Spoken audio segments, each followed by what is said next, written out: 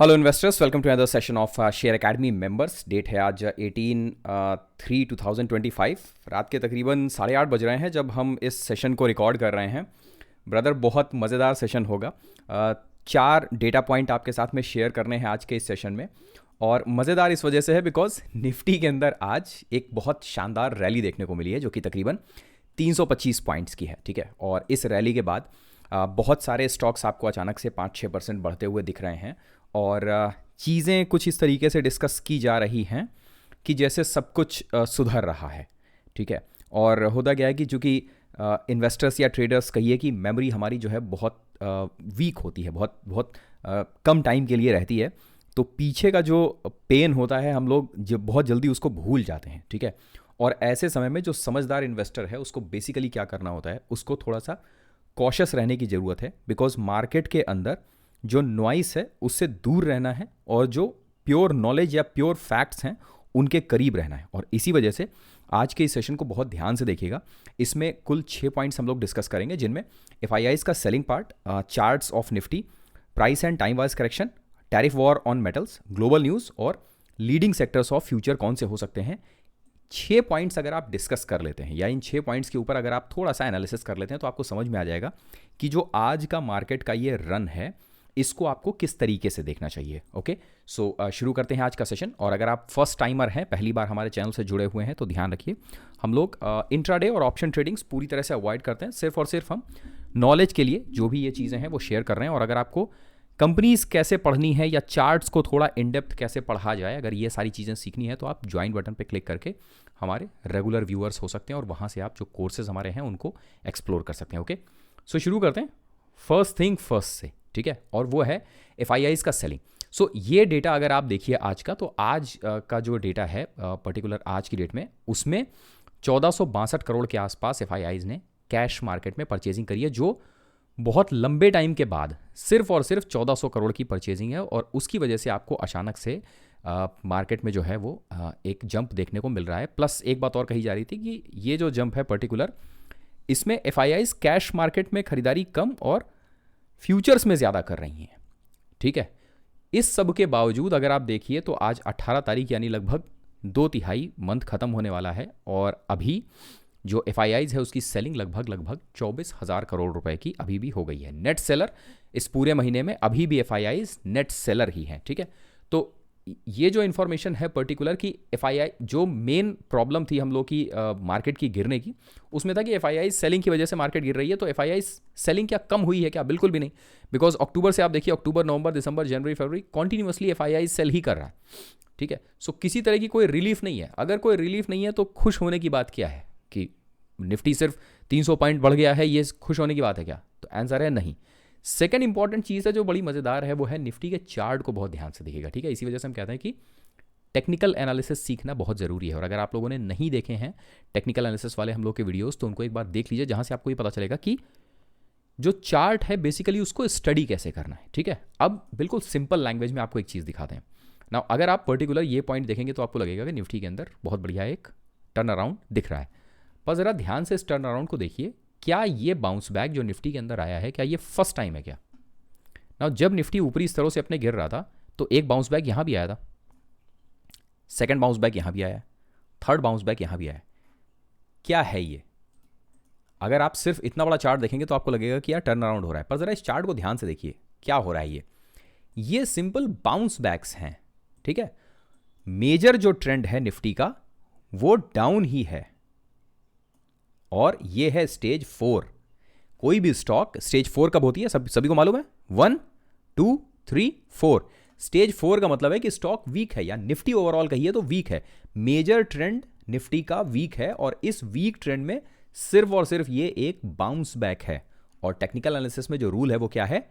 Down trend के अंदर आने वाला बाउंस बैक स्टॉक सेल करने की अपॉर्चुनिटी देता है, खरीदने की नहीं।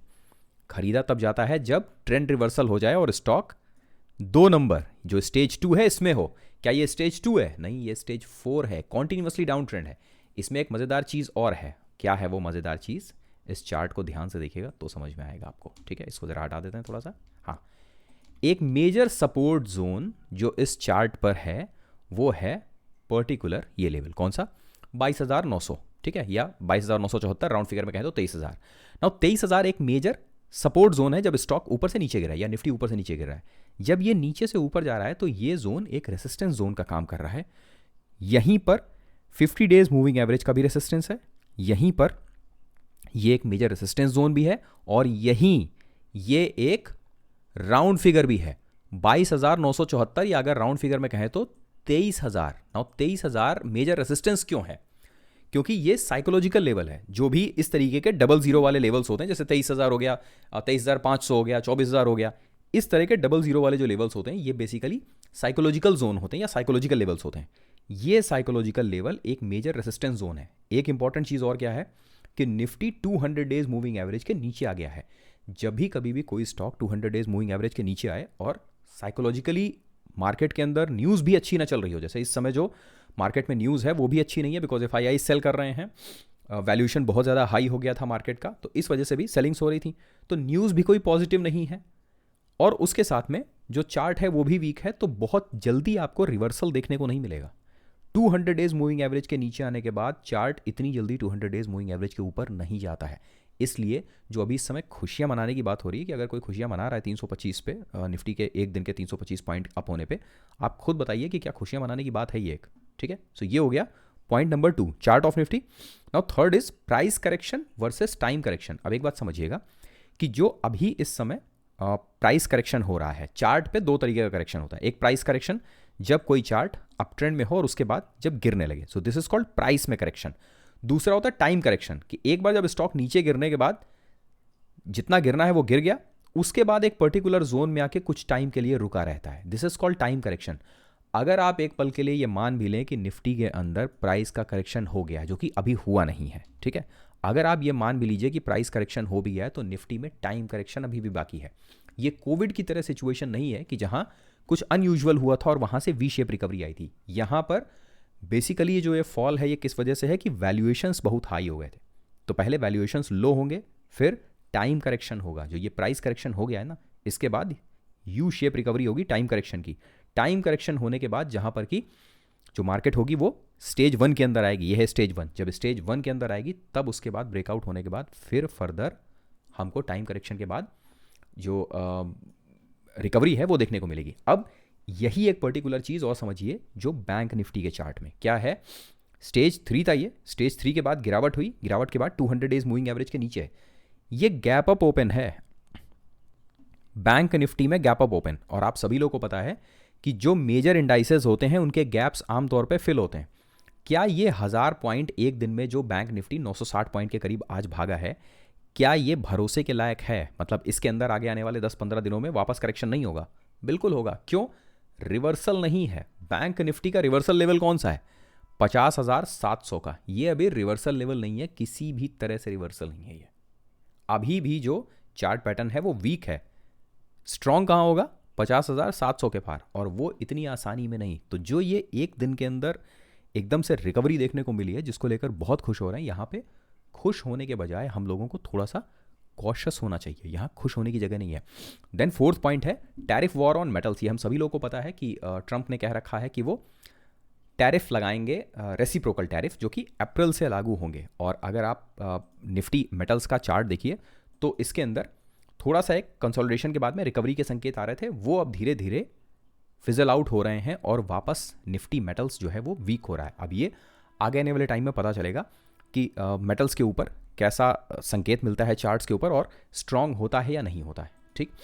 देन इन सब के साथ में ग्लोबल न्यूज़। ना ग्लोबल न्यूज़ में बहुत सारी अलग अलग तरीके की खबरें हैं, जिनमें एक लेटेस्ट खबर है वो है अमेज़ॉन ने तकरीबन 14,000 लोगों को ले ऑफ यानी कि नौकरी से निकालने की एक खबर आ रही है। अमेज़ॉन तकरीबन 14,000 लोगों को अपनी नौकरी से अपने यहाँ फर्स्ट जो पार्ट है 2025 का उसमें नौकरी से निकाल रहा है। अब इससे पहले हम लोगों ने ओला के बारे में बात करी थी, आप लोगों को याद होगा। अगर नहीं देखा है तो ओला इलेक्ट्रिक वाला ये वाला पर्टिकुलर पार्ट देखिए कि ओला भी अपने यहाँ करीब करीब 1200 एम्प्लॉयज़ को निकाल रहा है अपने यहाँ। तो कोई भी कंपनी अपने यहाँ से एम्प्लॉयज़ को निकालती क्यों है? जब उसको कॉस्ट कटिंग करनी होती है तब अपने यहाँ से एम्प्लॉयज़ को फायर करती है वो, या जब उसको एक्सपेंशन नहीं दिख रहा होता है अपने यहाँ तब। अमेज़ॉन का जो ये पर्टिकुलर खबर है ये इस बात का एक संकेत है कि एआई की वजह से एक तो जो टेक्नोलॉजी है वो डिसरप्ट तो हो ही रही है, पर उसके साथ साथ प्रॉब्लम ग्रोथ में भी है कि कंपनी को ग्रोथ नहीं मिल रही है, और ओवरऑल जब वर्ल्ड के अंदर, वर्ल्ड इकॉनमी में ग्रोथ कम देखने को मिलेगी तो उसका असर जो हमारी डोमेस्टिक इकॉनमी है उसके ऊपर भी पड़ेगा और यहाँ की मार्केट पे भी पड़ेगा।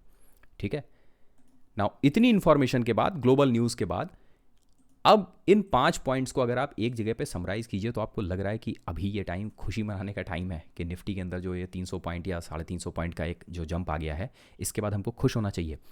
खुश नहीं होना चाहिए, हमें कॉशियस होना चाहिए। और अगर आप एक ट्रेंड लाइन ड्रॉ करते हैं, ठीक है, तो आप देखेंगे कि अभी भी निफ्टी ये पर्टिकुलर ग्रोथ नहीं है।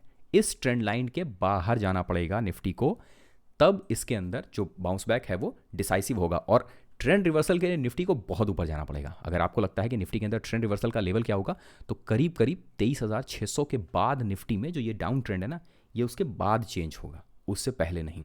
इसीलिए किसी भी तरह की कोई खुशी मनाने के बजाय कोशिश ये करनी चाहिए कि कॉशियस रहना चाहिए। अब इसमें एक लास्ट पॉइंट है, वो इंपॉर्टेंट है, और वो ये है कि फ्यूचर के लीडिंग सेक्टर्स कौन से हो सकते हैं। और जिस तरीके से गवर्नमेंट और वर्ल्ड गवर्नमेंट भी पूरी तरह से फोकस कर रही है डेटा सेंटर्स के ऊपर थीम पे, और दूसरा इलेक्ट्रिक व्हीकल की थीम पे, तो एक आज बहुत अच्छा एक कॉन्सेप्ट आया है, और वो कॉन्सेप्ट है कि जो एनर्जी है वो भविष्य का नया यूपीआई होने वाला है। नंदन नेकानी सर का कहना है कि एनर्जी जो है ना वो भविष्य का नया यूपीआई होगा। इसका मतलब है कि फ्यूचर में ज़्यादातर चीज़ें फोकस्ड होंगी एनर्जी के ऊपर।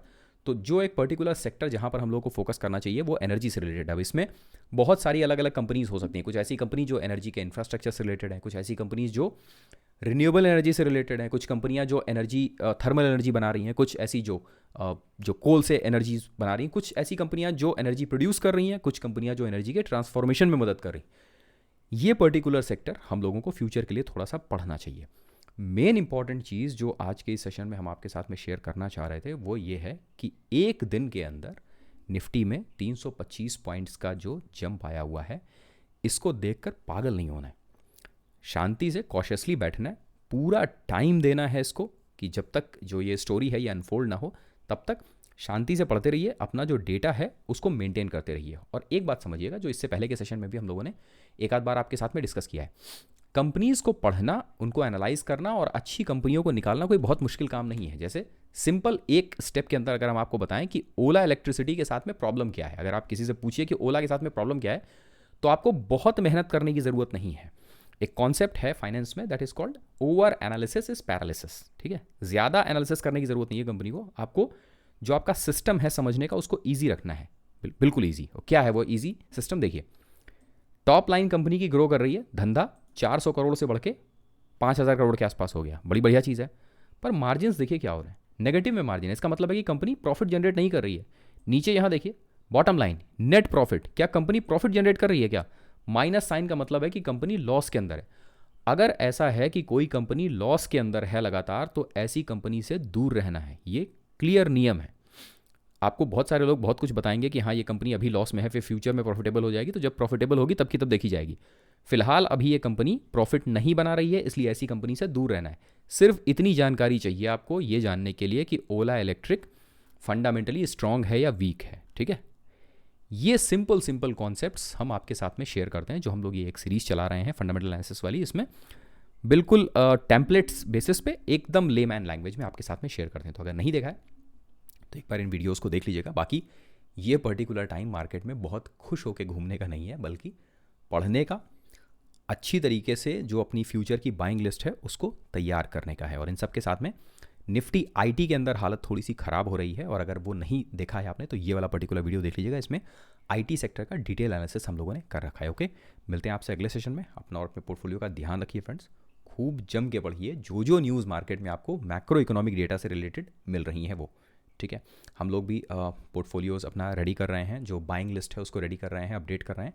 जैसे ही मार्केट के अंदर सिचुएशन थोड़ी सी अच्छी होगी तो वो जो अच्छी स्ट्रॉन्ग कंपनीज़ हैं वो आपके साथ में शेयर करेंगे। ओके, मिलते हैं आपसे अगले सेशन में। फीडबैक देना बिल्कुल मत भूलिएगा कमेंट सेक्शन में। Thank you very much, have a nice day, good night, bye bye.